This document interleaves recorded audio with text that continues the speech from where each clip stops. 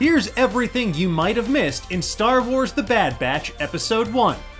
May the 4th be with you, Star Wars fans! To celebrate this day dedicated to the galaxy far, far away, Disney and Lucasfilm have pulled out all the stops. They have everything from real-life lightsabers to the release of the highly anticipated Star Wars animated series, The Bad Batch. This series is set in the final days of the Clone Wars and the fallout of Order 66. It follows the eponymous Bad Batch, Clone Force 99, an elite crew of genetically aberrant clones who kick butt, take names, and live in a truly disgusting dorm on Kamino. The smell's getting worse. You're still new. You'll get used to it. The supersized premiere wasted no time at all in dropping us into the action, bringing us up to speed on our hero's increasingly dire predicament and setting the table for a galactic game of cat and mouse that will play out over the rest of this season. We're going to break down some of the many Easter eggs, references, and hidden details that we spotted, but in order to do so, we do need to spoil this episode, so if you haven't seen it yet, leave now before you blow a fuse. Oh no.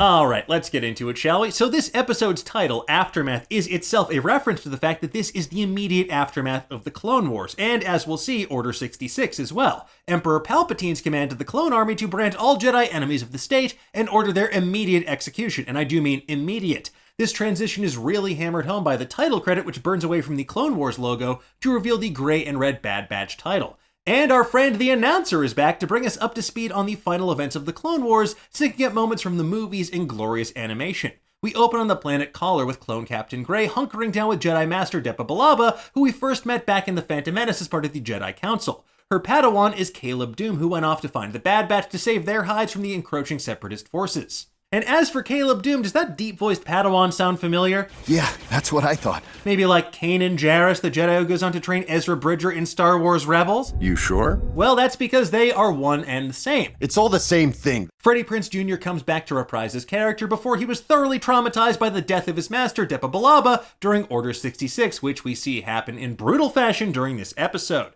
Those events were also referenced in Star Wars Rebels: The Lost Commanders, and they're explored in greater detail in the Star Wars canon comic book in case you're a glutton for punishment. As for me, I'm just a regular glutton. As for the Bad Batch, they are better known as Clone Force 99, named for the irregular Clone 99 who displayed genetic mutations, and we met him way back during the Clone Wars episode Clone Cadets. And as we see during this episode, Crosshair, Tech, Wrecker, and Hunter are all genetically mutated clones like 99. Echo is a regular clone, or a reg if you're nasty, and he has so many cybernetic enhancements that he's now more machine than man, which lets him resist the siren call of Order 66. And each of them have their own unique specialties as expressed by their conveniently on-the-nose nicknames. Wrecker, Hunter, Echo, Tech, and Crosshair.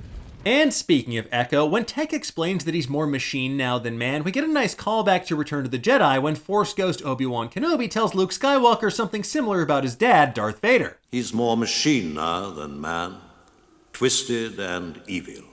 The Bad Batch flies home on their trusty starship, the Havoc Marauder, a modified Omicron-class attack shuttle, and they return to their home base on Kamino. It's a watery world where the clone army was produced and trained, or as I like to call them, a gango of Jangos. That's why I'm here. Now, the two Kaminoans in charge are Lama Su, the Kaminoan Prime Minister that we first saw in Attack of the Clones, and later appeared in several episodes of the Clone Wars, and we also have Nala Se, Kamino's chief medical scientist, who covered up the true purpose of the biochip inside the clones during the Clone Wars Season 6 episode Conspiracy. And speaking of that arc, Crosshair's constant refrain in this episode about orders and his line about good soldiers follow orders isn't just a reference to what people have said throughout history to justify genocide and war crimes, it's actually a callback to the Clone Wars episode The Unknown, in which Clone Trooper Tup's inhibitor chip malfunctions, causing him to execute Order 66 a little early. He kills Jedi Master Tiplar while muttering good soldiers follow orders. Moving on, as we learn, there are only 5 genetically enhanced clones remaining: Hunter, Crosshair, Tech, Wrecker, and Omega, the precocious child genius that works as Nala Se's apprentice on Kamino. Named for the final letter of the Greek alphabet, Omega is seemingly the culmination of Kamino's cloning program. As evidenced later in the episode, she has remarkable intuitive abilities, and she's uncannily adept at a wide variety of skills, picking them up instinctively, despite never doing things like firing a blaster with pinpoint accuracy. Now, whether she is Force-sensitive or not remains to be seen, but it could be a fascinating through line to connect to Palpatine's later experiments with Grogu and Snoke that we see in The Mandalorian and The Rise of Skywalker. It could also explain why at the end of this episode, the Kaminoans actually helped the Bad Batch and Omega to escape, or Omega as they call her sometimes, which, sure. My name's Omega. Omega, it's me. Omega. Omega's BFF is a droid called AZ-3, and AZ is a droid that you may remember best as having helped the Clone Trooper 5s uncover the truth about those pesky inhibitor chips back during Season 6 of the Clone Wars in the Conspiracy arc.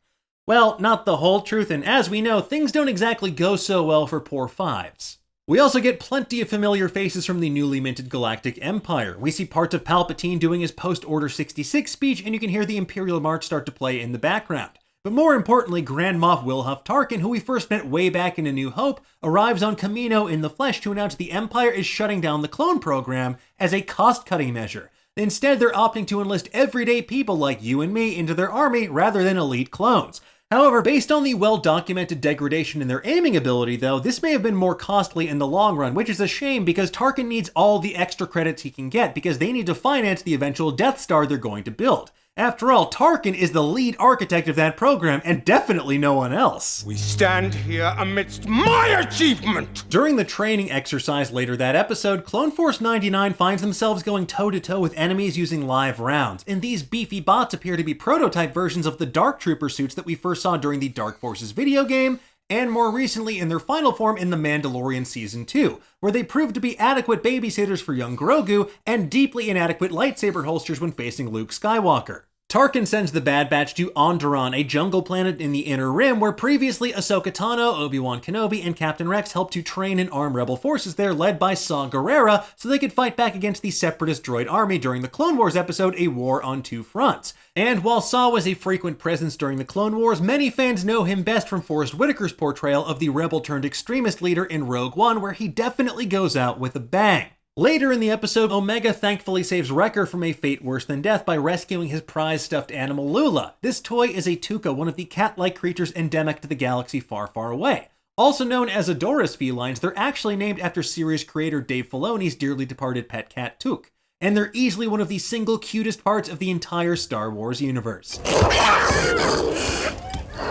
And that is everything we spotted in The Bad Batch Episode 1. But tell us, what did you think about this episode? What other aspects of Star Wars lore do you hope to see them encounter and explore during this series? And did you spot anything that we missed? Ha! We sure don't! Let us know in the comments below, and for the latest and greatest in the world of pop culture, stay tuned to Nerdist.com.